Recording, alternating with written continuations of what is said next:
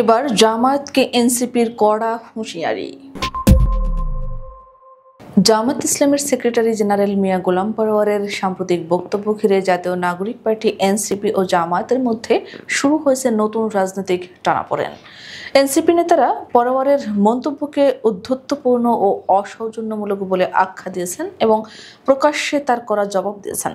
সম্প্রতি সাতক্ষীরায় এক দলীয় সমাবেশে মিয়া গোলাম পরোয়ার এনসিপির নাম উল্লেখ না করে বলেন, একটা দল ফেসবুকে স্ট্যাটাস দিয়ে বলেছে, আমরা সংস্কার অংশীদারিত্বের রাজনীতি, দেশ গঠন, অভ্যুত্থানে কোনো ভূমিকা রাখিনি।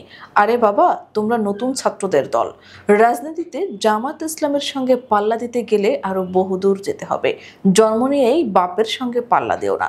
যদিও তিনি সরাসরি এনসিপির নাম বলেননি, তবে রাজনৈতিক পর্যবেক্ষকরা মনে করছেন জুলাই আন্দোলনের নেতৃত্ব থেকে জন্ম নেওয়া এনসিপিকে উদ্দেশ্য করে এই বক্তব্য দেওয়া হয়েছে।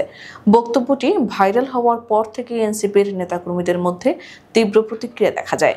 এনসিপির সিনিয়র যুগ্ম আহ্বায়ক সামান্তা শারমিন বলেন, রাজনীতিতে এক পক্ষ অন্য পক্ষকে সমালোচনা করতেই পারে, তবে পরোয়ার সাহেবের বক্তব্য শুধু অসৌজন্যমূলক নয়, অধ্যত্বপূর্ণও বটে।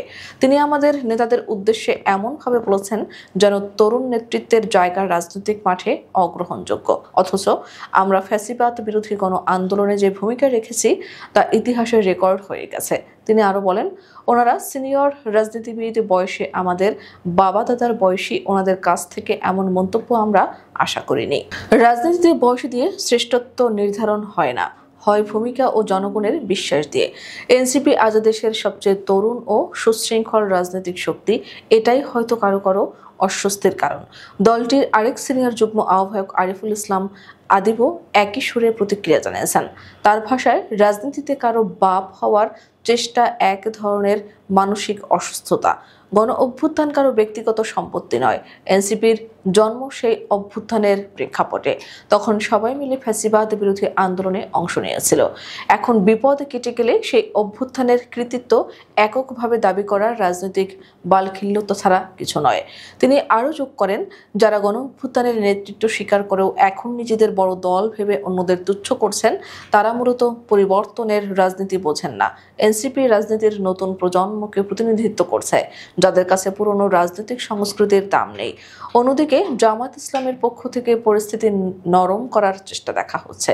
দলটির সহকারী সেক্রেটারি জেনারেল এহসানুল মাহবুব জোবায়ের বলেন, আমাদের সেক্রেটারি জেনারেল স্নেহের অবস্থান থেকে মন্তব্য করেছেন। তিনি কারো নাম বলেননি। আমরা সবাই ফ্যাসিবাদ বিরোধী আন্দোলনের সহযোদ্ধা। দেশ গঠনে আমরা একসঙ্গে কাজ করছি, এর বাইরে কোনো বিরোধ নেই। তবে এনসিপির ভেতরে বিষয়টি শুধু রাজনৈতিক প্রতিক্রিয়া নয়, একটি প্রজন্মগত মানসিকতার সংঘাত হিসেবেও দেখা হচ্ছে। তরুণ প্রজন্মের নেতারা মনে করছেন, পুরনো রাজনীতির গুরুত্ব হারানোর ভীতি থেকে জামায়াত নেতারা এমন মন্তব্য করছেন। এক এনসিপি নেতা নাম প্রকাশ না করার শর্তে বলেন, আমরা কারোর সঙ্গে প্রতিযোগিতা করতে রাজনীতিতে আসিনি, আমরা এসেছি পরিবর্তন আনতে। যাদের ইতিহাস অতীতে নিয়ে পড়ে আছে, তারা ভবিষ্যৎ নিয়ে ভীত। রাজনৈতিক বিশ্লেষকরা বলছেন, পরোয়ারের মন্তব্য এবং এনসিপির প্রতিক্রিয়া উভয় ইঙ্গিত দিচ্ছে যে বাংলাদেশের রাজনীতিতে প্রজন্মের ভেতর নেতৃত্বের দ্বন্দ্ব এখন প্রকাশ্য রূপ নিচ্ছে।